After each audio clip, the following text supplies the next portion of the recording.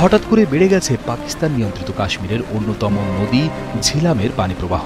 সৃষ্টি হয়েছে বন্যার। পাকিস্তানি গণমাধ্যমের দাবি, ভারত কোনো কিছু না জানিয়ে পানি ছেড়েছে, যার ফলে সীমান্তের নদীপাড়ের মানুষের মাঝে আতঙ্ক ছড়িয়ে পড়েছে। বন্যার বিষয়ে স্থানীয়দের সতর্ক করতে মসজিদ থেকে মাইকিংও করা হয়েছে।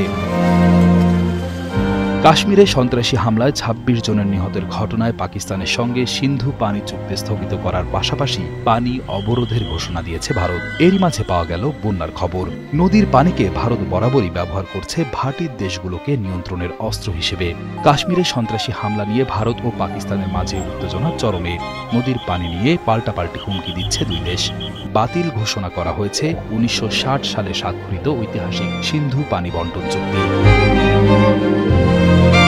ভারতের জলশক্তি মন্ত্রী চন্দ্রকান্ত রঘুনাথ পাতিল গণমাধ্যমকে বলেন, সিন্ধু উপত্যকা দিয়ে প্রবাহিত নদ নদীগুলোর এক ফোঁটা পানিও যাতে পাকিস্তানে না যায় তা আমরা নিশ্চিত করব।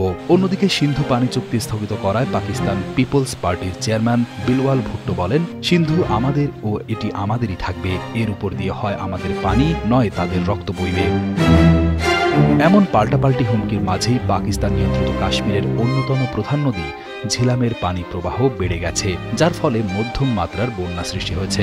এক বিবৃতিতে পাকিস্তান নিয়ন্ত্রিত কাশ্মীরের রাজধানী মুজাফফরাবাদের জেলা প্রশাসনের একজন মুখপাত্র বাসিন্দাদের ঝিলাম নদীর আশেপাশের এলাকাগুলো এড়িয়ে চলার আহ্বান জানিয়েছেন। তিনি আরও বলেন, ভারতের পক্ষ থেকে ঝিলাম নদীতে স্বাভাবিকের চেয়ে বেশি পানি ছেড়ে দেওয়ার কারণে এখন মাঝারি মাত্রার বন্যা পরিস্থিতি দেখা দিয়েছে। ভারতের পানি শক্তি মন্ত্রণালয় সচিব দেবশ্রী মুখার্জি গত ২৪ এপ্রিল বৃহস্পতিবার পাকিস্তানের সচিব সৈয়দ আলী মুর্তজাকে একটি আনুষ্ঠানিক চিঠিতে সিন্ধু পানি চুক্তি স্থগিতাদেশের ঘোষণা দেন।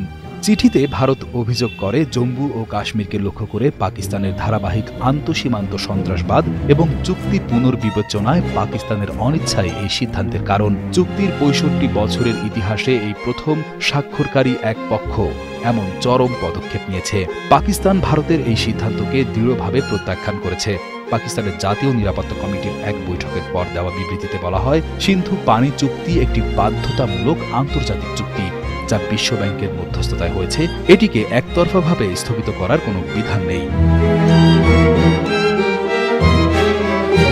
গত ২২ এপ্রিল মঙ্গলবার পাকিস্তান নিয়ন্ত্রিত জম্মু কাশ্মীরের পেহেলগামে সশস্ত্র গোষ্ঠীর হামলায় ২৬ জন নিহত হন। পরোক্ষভাবে পাকিস্তান এ হামলায় জড়িত এমন অভিযোগ তুলে বুধবার দেশটির সঙ্গে ১৯৬০ সালের সিন্ধু নদ পানি চুক্তি স্থগিত করে ভারত। যদিও এই মুহূর্তে সিন্ধু নদের পানি প্রবাহ আটকানোর মতো অবকাঠামো ভারতের নেই, তবে পানি প্রবাহ বন্ধ করতে ব্যবস্থা নেওয়া হচ্ছে বলে জানিয়েছেন দেশটির জলশক্তি মন্ত্রী।